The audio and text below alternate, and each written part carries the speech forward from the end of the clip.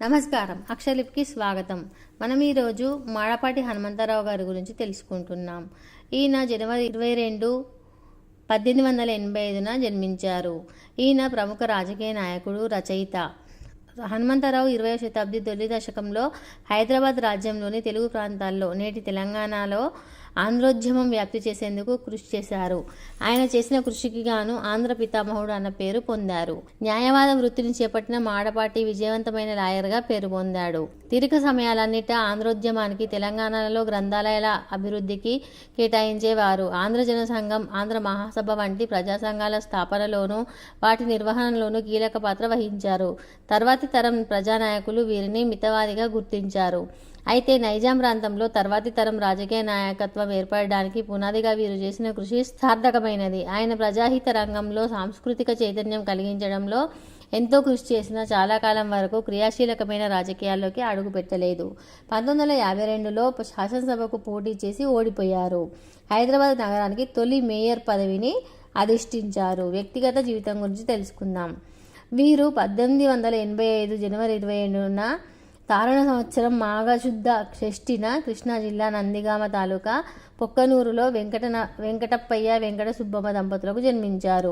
వీరు 6000 నియోగి బ్రాహ్మణులు. ఆయన తండ్రి గ్రామాధికారిగా పనిచేసేవాడు. 1904లో మాడపాటి వారికి తమ చిన్నమేనమామ గారి కుమార్తె అన్నపూర్ణమ్మతో వివాహమైంది. వీరిరువురికి లక్ష్మీబాయి అనే కుమార్తె జన్మించింది. దురదృష్టవశాత్తు అన్నపూర్ణమ్మ అకాల మరణం చెందారు. తదనంతరం 1918లో గొల్లమూడి హనుమంతరావు కుమార్తె మాణిక్యమ్మను వివాహమాడారు.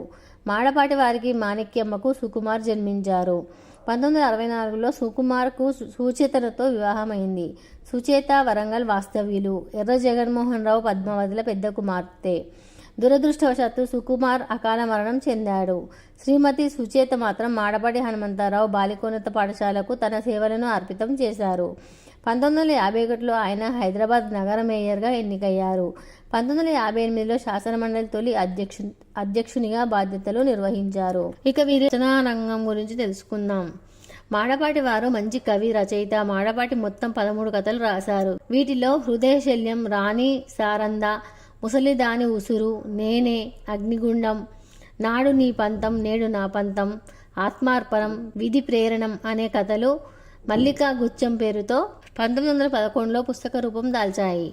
మాడపాటికి రచయితగా శాశ్వత కీర్తిని అందించిన గ్రంథం తెలంగాణ ఆంధ్రోద్యమం. మాడపాటి హనుమంతరావు గారు బహుభాషావేత్త. రైతాంగ జీవితంపై 1912లో తొలి కథానిక ఎవరికి రచించిన మాడపాటి హనుమంతరావు జీవితం కేవలం సాహిత్య రంగానికే పరిమితం కాలేదు. తెలుగువారి సాంస్కృతిక, సాంఘిక, రాజకీయ జీవనాన్ని ఆయన తన ఆచరణతో గాఢంగా ప్రభావితం చేశారు. పాత్రికేయునిగా కూడా ఆయన తనదైన ముద్ర వేశారు. ప్రజాసేవ. ఆంధ్రోద్యమం తెలంగాణ ప్రాంతంలో నిజాం పాలనకు వ్యతిరేకంగా ప్రజలను మేల్కొల్పి సంఘటితం చేసి ఆంధ్ర మహాసభను నెలకొల్పారు.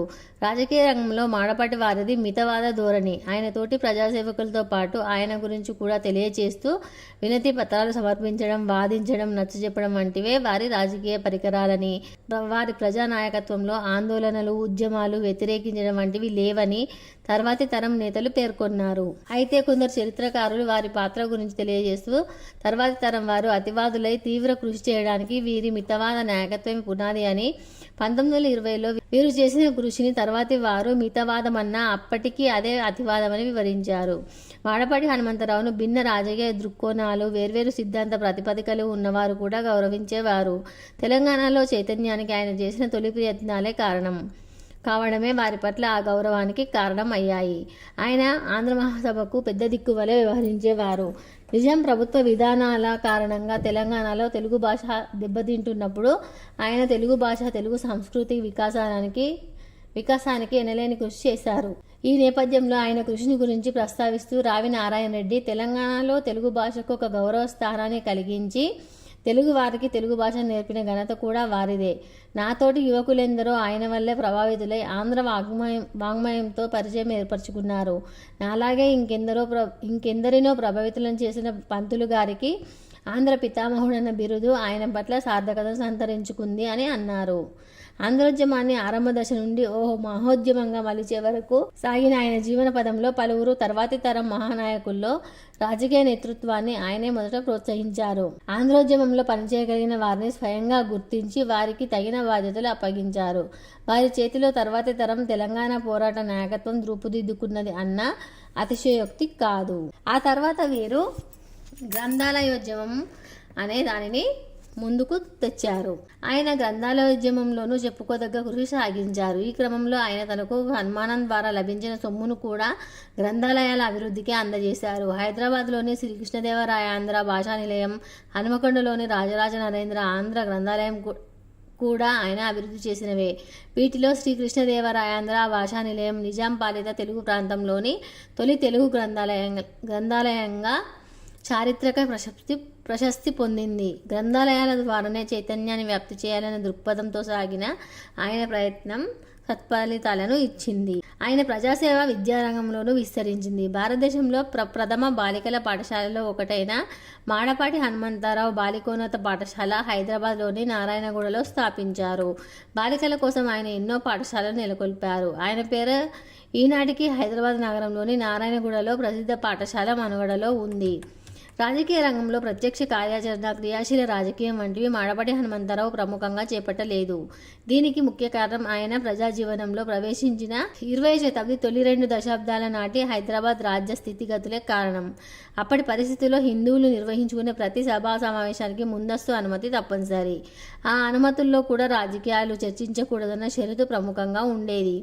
అప్పటికి రాజకీయ కార్యకలాపాలే ఉన్న నిషేధాన్ని ఎదిరించి నిలిచిన వారు లేకపోలేదు. కానీ వారంతా అతి కొద్ది సమయంలోనే రాజ్య బహిష్కరణ వంటి విధి నిషేధాలకు గురయ్యారు. అప్పటి స్థితిగతుల గురించి ఒక్క మాటలో చెప్పాల్సి వస్తే ఆనాటి హైదరాబాద్ రాజ్యంలో రాజకీయాలకు తావు ఉండేది కాదు. ఈ నేపథ్యంలో మాడపాటి హనుమంతరావు అప్పటి స్థితికి అనుగుణంగా తన ప్రజాసేవ కార్యకలాపాలను మలుచుకున్నారు. అప్పటి ఆయన వ్యూహ రచన ఇలా ఉండేది. ఆంధ్రోద్యమాన్ని బలోపేతం చేయాలంటే గ్రంథాలయాల స్థాపన జరగాలి. మాతృభాష పట్ల అభిమానం పెరగాలి. ఆంధ్రోద్యమ స్ఫూర్తి పల్లెసీమల ద్వారా వ్యాపించాలి.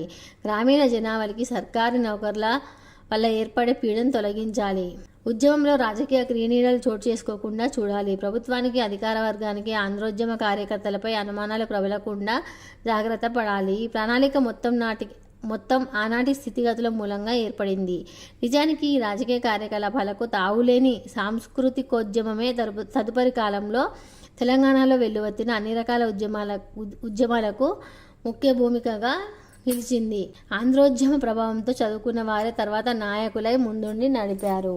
మాడపాటి హనుమంతరావు తన ప్రజా జీవితంలో ఒకే ఒకసారి క్రియాశీల రాజకీయాల్లో పాల్గొని శాసనసభకు 1952లో పోటీ చేశారు. కాకుంటే ఆయన ఆ ఎన్నికల్లో ఓటమి పాలయ్యారు. హైదరాబాద్ నగరానికి తొలి మేయర్గా పనిచేసిన ఘనత ఆయనకు దక్కింది. అలాగే ఆంధ్రప్రదేశ్ రాష్ట్ర శాసనమండలిలోనూ ఆయనకు స్థానం దక్కింది.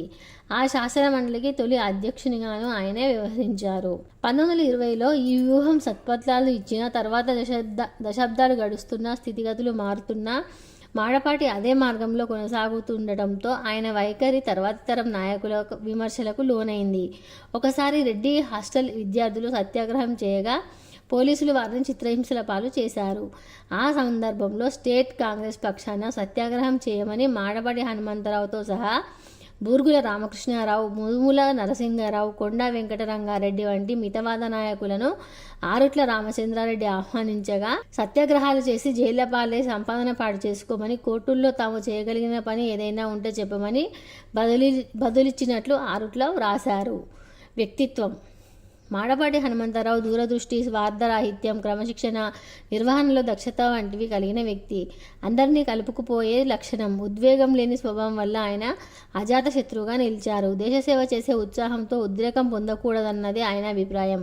వృత్తిరీత్యా తనను సంప్రదించవచ్చే క్లయింట్లు, రాజకీయ రీత్యా సహచరులు మొదలుకొని అందరితోనూ ఆత్మీయంగా వ్యవహరించేవారు. ఈ లక్షణాలకు తోడు నాటి హైదరాబాద్ రాష్ట్రపు స్థితిగతుల్లోని అజ్ఞానాంధకారాన్ని చైతన్యంతో తొలగించే తొలి ప్రయత్నం చేసిన వారు కావడంతో తన జీవిత కాలంలో అపరిమితమైన గౌరవాన్ని పొందారు.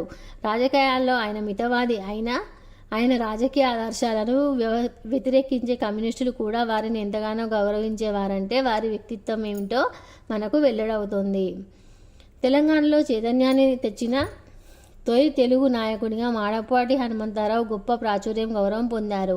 హైదరాబాద్ నగరంలో ఆంధ్ర కుటీరం పేరిట నిర్మించుకున్న ఆయన ఇంటికి ఆంధ్రోద్యమ కాలంలో నాయకులు, విద్యార్థులు తరచుగా వస్తూ ఉండేవారు.